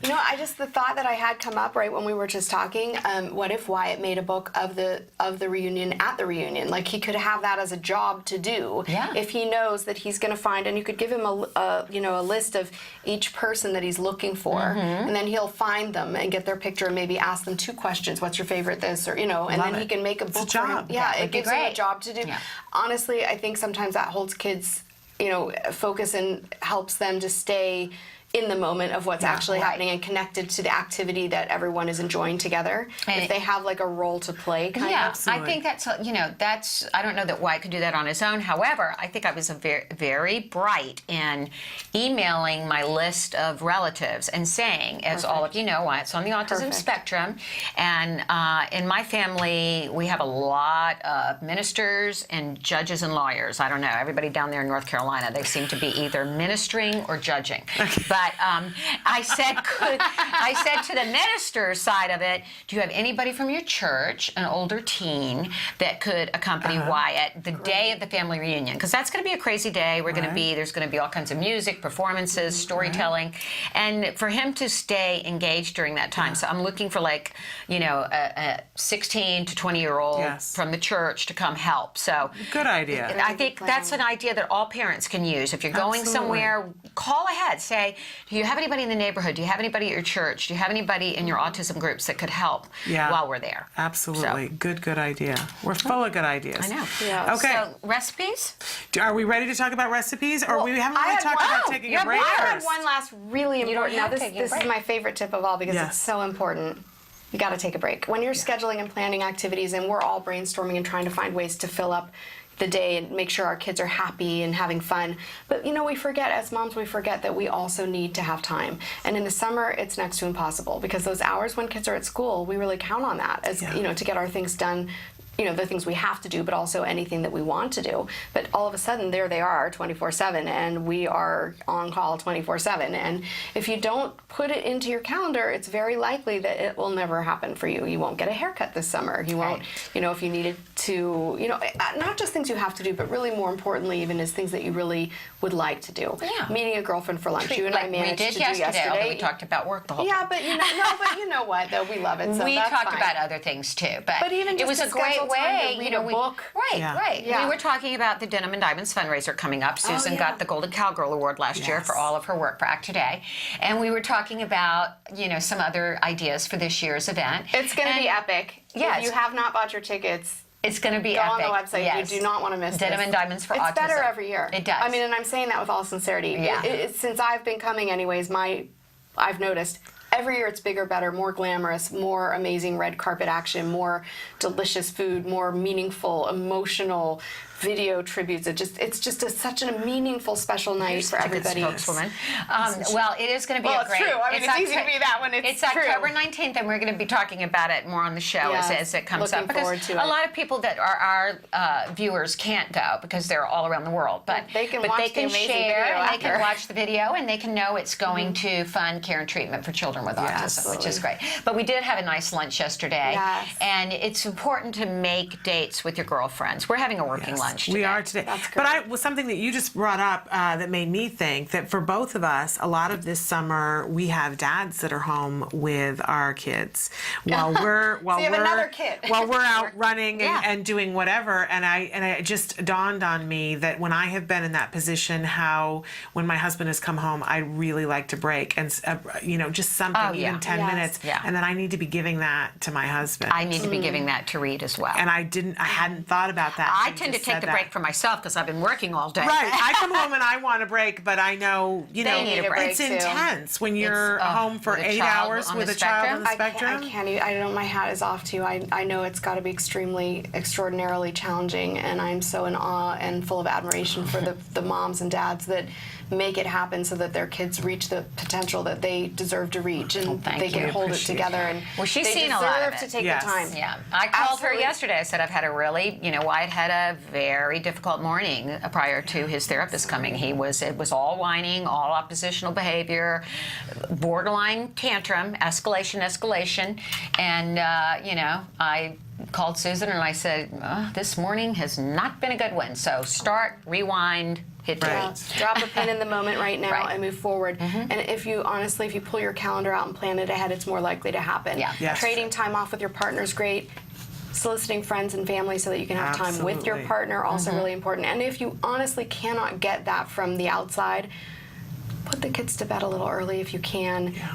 Get up a little early. I'm a morning person, not a night person. So what I found is, if my kids are going to sleep a little bit later in the summer, I get up about a half an hour to an hour prior to when I think they're going to get up, just so I can sit in peace with my coffee and read a book if I want, and take that little bit of time so that I can start my day balanced and calm and makes ready. a huge difference. You'll be a better mom. It's not selfish. Self-care is not selfish. If I don't do my morning prayer and meditation the minute I get out of bed, it may not get done. So I do it the first thing. I set aside 15 minutes for that.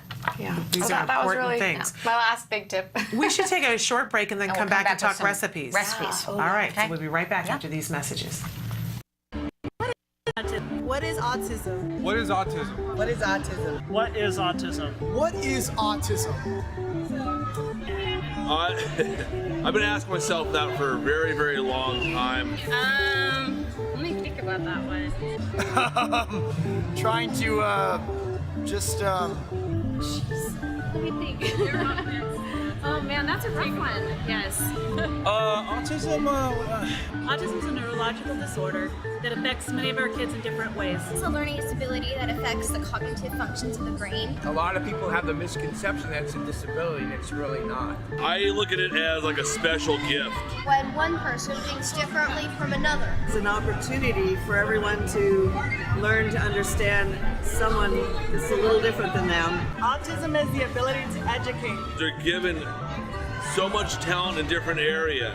To me, autism means a chance to be with and be around people you really care about. Autism is beautiful. It's a way of seeing the world differently.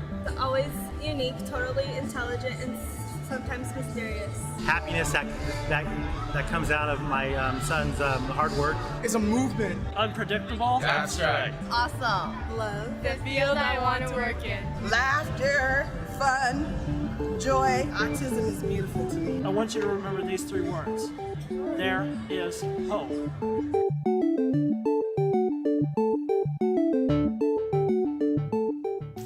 Welcome back to Let's Talk Autism with Shannon and Nancy and Susan.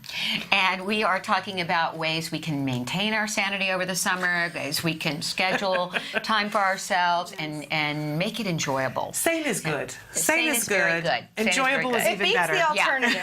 Yeah, it does. So we were talking about recipes. Yes. Now, I modified a recipe that was on the back of, I think, Mission tortillas.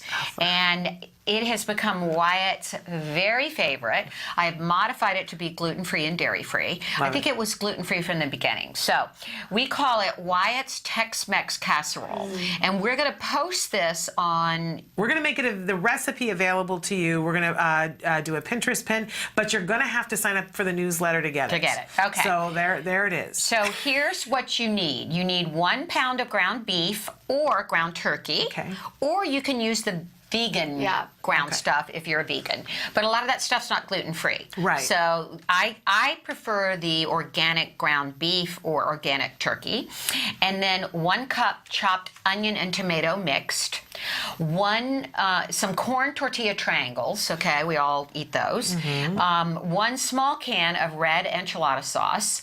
1 small can black olives, you know, the rounds. 1 small can green chilies. And here's the cheese part, the fake cheese part. I use 1/2 cup Tofutti cream cheese. I don't know if your grocer has it. This is optional, the Tofutti cream cheese. 1/2 cup cubed non-dairy American or cheddar cheese. Daya is great. You can also use the Tofutti American strips. And then 1/4 cup rice, soy, or almond milk. So you saute the beef with the 1 cup chopped onion and chopped tomato, and you set that aside. Then you layer in a greased casserole dish a layer of the tortillas, okay? Then you put a can of the refried beans over that. Then you layer the corn tortillas again, and you pour a little of the enchilada sauce over it.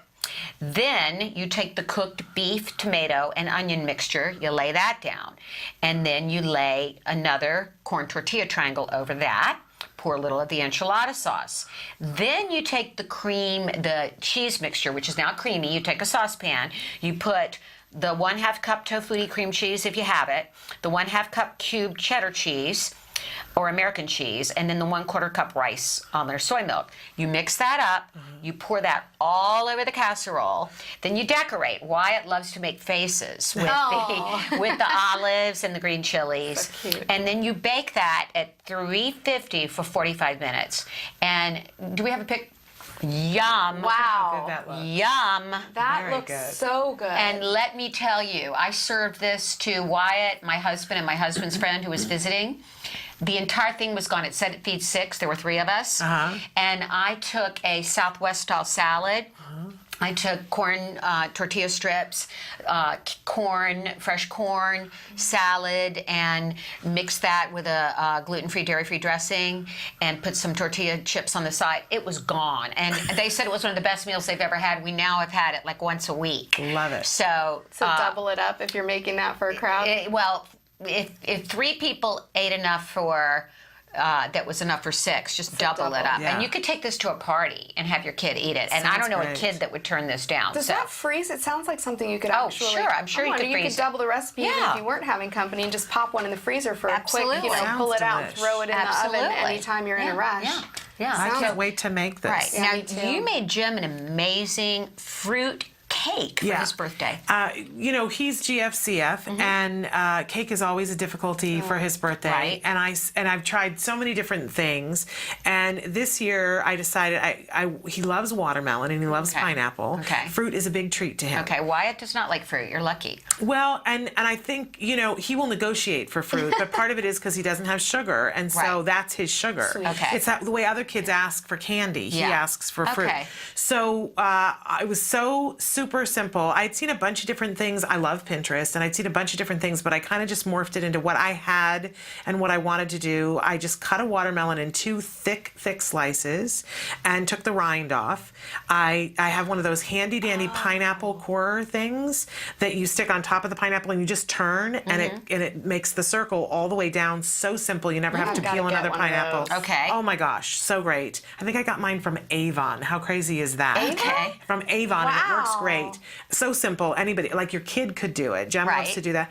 And so I cut the pineapple circles in half. Okay. And decorated, put them in between the 2 watermelon slices on the top and around. Oh, so and then threw some raspberries on it, and then put the candles on. Oh my gosh, and that is beautiful. it took me maybe 4 minutes from top to bottom to throw that together. So pretty. So I would serve that even if I didn't have gluten-free. Well, no, and I we would ended have up- you could throw a little vodka on that. I'm A just little saying. vodka. I'm just Grand saying. Marnier. For a Grand grown-up- Marnier. For a grown-up party. Right. Absolutely. Yeah. Oh my gosh, how beautiful is that? And I love it. and honestly, you know, it was one of those things where I didn't know how it was going to look, but it came out looking great. And so and when we had Jem's birthday Well, you party, put it on Facebook. I said, I'm impressed. And you're like, don't be. yeah, you said I can't keep up with you, and I was like, what are you talking about? It took 7 seconds.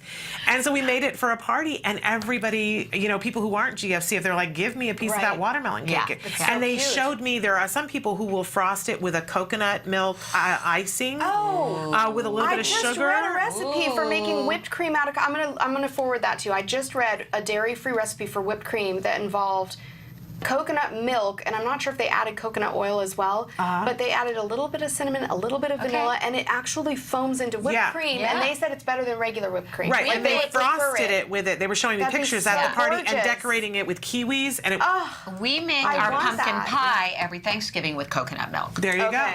We take the canned coconut and the coconut milk, and that's how we make our pumpkin pie. Wow, what a great idea. Yeah. It's so good for you, too. I know, I know. Yeah, very healthy So you for your had skin. some ideas, too. Mine are so easy, though. They're not really That's good. That's what we recipes. want. No, we want Well, that's not a recipe. We I want actually easy. was thinking about this when you mentioned that Wyatt doesn't like fruit. I have a son who always hated certain fruits, and it was the texture. It wasn't It's the he sensory. loves sweets. Yeah. Yeah, it's the texture. Oh, yeah. Wyatt loves sweets. And It's he's just typical. sensory. So, I mean, Yeah. you know, I mean, I can only imagine it's like 1,000 times harder when you have kids that are on the spectrum to figure out ways to get around things like that. But one thing that I found when he was little that worked really well was that we would puree fruit and pour it into these amazing popsicle molds. They have them, you can get them anywhere now, but Williams-Sonoma has a great set. I actually saw the same set at TJ Maxx recently. Okay. But you can freeze them. They have them now where they are quick freeze, so it's very fast. They don't have to wait long at all. And they can make their own. Pureed watermelon makes a really good one. Strawberries, you can blend them, put blueberries and strawberries, and you can sneak some veggies in.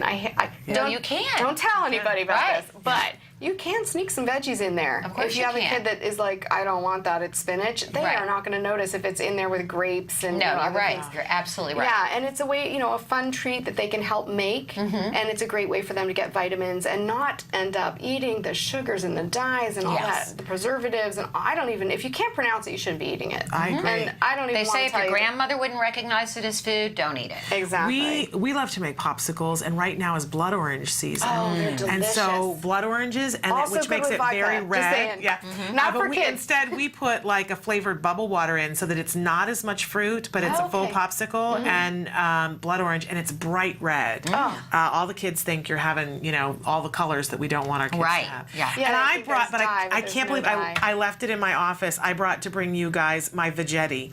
And Okay, that I know. needs a And we little make- explanation. And we make all kinds of jokes in our home, but I got this. No, it's a tool, and it looks sort of like an hourglass, and you can buy it at like all kinds of stores right now. It's everywhere in every store, and you take zucchini, and it's called Veggetti because you're making veggetti. spaghetti out of vegetables. I love it. You put the I want zucchini this. in one end and you turn it, and it makes Oh my noodles gosh. that take 2 minutes to cook. And my child, who loves vegetables but will not eat a zucchini, eats these zucchini noodles every day now. Okay, I gotta have spaghetti these. So where do you get does the that veggetti? too, breaks into those little. You can get it almost, and I keep saying to my getting husband, it. because it goes in the dishwasher too, it's dishwasher safe, and I always say, what have you done with my veggetti? And then we all crack up. Where's my veggetti? Has anybody seen my veggetti? It's it's a little silly. Even my child finds it hilariously funny. But you can buy them at any, like the big box stores. They're at all of those. Okay. And you can do zucchini, acorn squash. Well, acorn squash won't fit. It's got to be things that are long and skinny. What about cucumber for you can do a salad? cucumber. Squash. You can do carrots. I But get the long zucchinis, the yellow ones, yeah, the young yellow squash and the green zucchini. Yes, it's all very good. All right, got to get it. Probably Japanese eggplant. They're long. Yes. And I'm going to get that for sure. They even have, at least they have it in LA at certain specialty stores. They have dairy-free, casein-free Parmesan cheese now. Yes, yes, which is amazing, stores. which would be great on that. Yeah. We're right here at the end of the show. We got a little less than 2 minutes. Okay. But Stephanie's Day. We wanted to very quickly tell you and tell our viewers about this amazing event that we went to last weekend, Stephanie's Day. Both of us were there. Wasn't it amazing? It's always great. Steve Malden, who you had on the show. Yes. Who was a winner of Act Today's Activist Award. Oh, look, there you and I are with a mom that we met that day. So fun to meet some of our viewers. And there is Ariva Martin and her son Marty and her daughter Morgan. Ariva, a great autism activist. There's the amazing Amy Zhang with my little guy, Wyatt, at the Act Today booth. There they are. I know. And there's Wyatt, where you check in at Stephanie's Day and you put your handprint. Such a really great day. So many inspirational people were there, and Stephanie was there, and it was so lovely to see her. Who it's named for. Yes. And what a great service Steve does. Steve and his wife and do. CBS for giving us the backlot to be able to do that. Yeah. We met so many families that say they love watching the show. So we want to thank you for your support. And we love meeting you. We love meeting the families. Nothing better than that, no, don't you think? There really isn't. It just, and we met some new viewers there, people who hadn't heard of us before, but thrilled that you guys are a part of the family now. So we're out of time, but thank you so much for being here. So welcome. Thanks for having me. We're going to be back in 2 weeks. Not here next week because it's 4th of July, but we'll be back in 2 weeks with an amazing guest. Vince Redmond's going to be with us. And we're going to be talking more about family travel, which is always a big issue in my family. There's always a lot of stress around it. We're out of time. Don't forget Dr. Jonathan Tarbox and Dr. Adele Nadowski tomorrow. Until then, please give your kiddos a hug from me. And give yourselves a hug from me. Bye-bye for now. Bye-bye.